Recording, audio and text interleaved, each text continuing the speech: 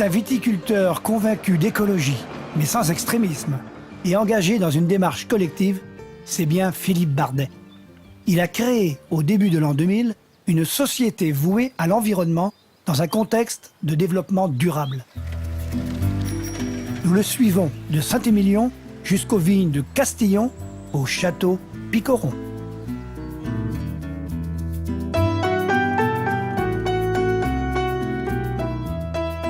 La production intégrée, c'est le fondement de ma formation. Fin des années 70, à l'école, on parlait déjà de production intégrée, beaucoup plus que de bio d'ailleurs. Et l'idée, c'est de stimuler le végétal, c'est pas forcément que pour la vigne, stimuler le végétal pour que naturellement, il soit plus résistant à ses agresseurs. Et là, on est sur une parcelle de merlot qui a été plantée en 98. La particularité de cette parcelle, c'était la première parcelle où j'ai planté des pieds de vigne en même temps que j'ai planté des haies. Donc, cette plantation de haies a servi pour tester quels étaient les insectes associés aux différentes variétés d'arbres et qui étaient propices à la culture de la vigne. Donc c'est une parcelle qui n'a jamais vu d'insecticides. Et depuis 12 ans, aucun problème. Aucun problème. Aucun problème.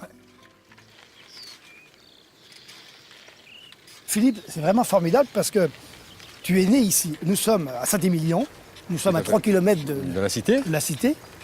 À côté de nous, il y a la Dordogne. Oui. Et tu es né là. Tout à fait. Mais l'histoire de ma famille est très proche de l'histoire du fleuve.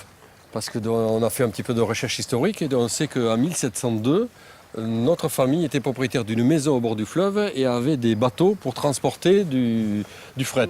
Et ils étaient aussi négociants en vin et en céréales.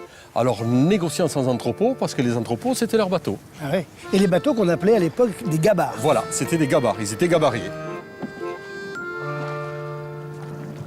Et c'est vraiment formidable parce que là, on a encore une fois l'image comme quoi la civilisation du vin est passée par l'eau. Alors, automatiquement, Bordeaux, sans les commerçants internationaux, n'existerait pas.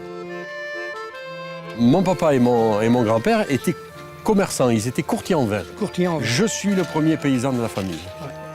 Le fil conducteur entre tous ces types de professionnels du vin, c'est la dégustation. La qualité de dégustation. Mon grand-père était un homme qui dégustait très bien. Mon papa déguste toujours très bien parce qu'il a 80 ans, mais il est toujours en activité. Ce fruit intense, tu le sens là? Plus que l'an dernier même. Voilà. Philippe, j'imagine qu'une de tes fiertés, c'est de voir tes fils prendre également la route. Tout à fait. J'ai mes deux aînés qui sont dans des écoles de commerce. Et Paul Arthur, mon aîné, qui avant de faire l'école de commerce, a fait la même école de viticulture que moi à Blanquefort. C'est des vins digestes. C'est ça qu'il faut que tu te rappelles toute ta vie. Faire des vins digestes. Et accessoirement, mais qui est très important, des vins qui ressemblent à ton terroir. Pas essayer d'imiter les terroirs des autres. Rester dans l'authenticité.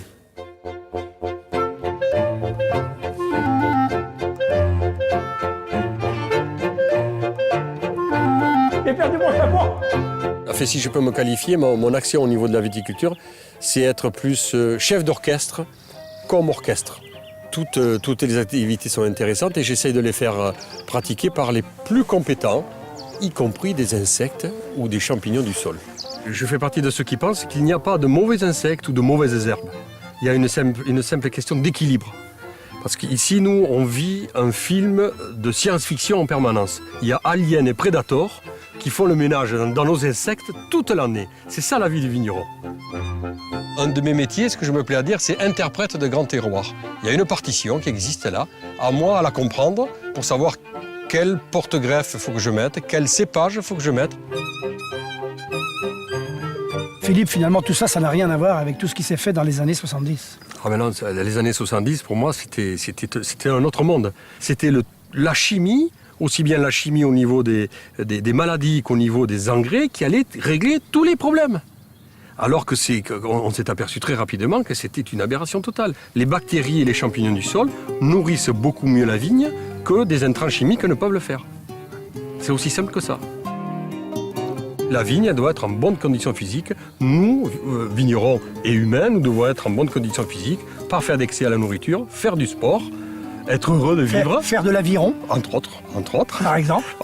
faire Ramer, du sport, voilà. ramer.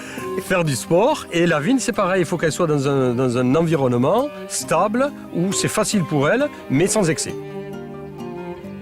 Après une journée avec Philippe à Picoron, je ne vois plus la vigne de la même façon. Parole de Jacques Oron.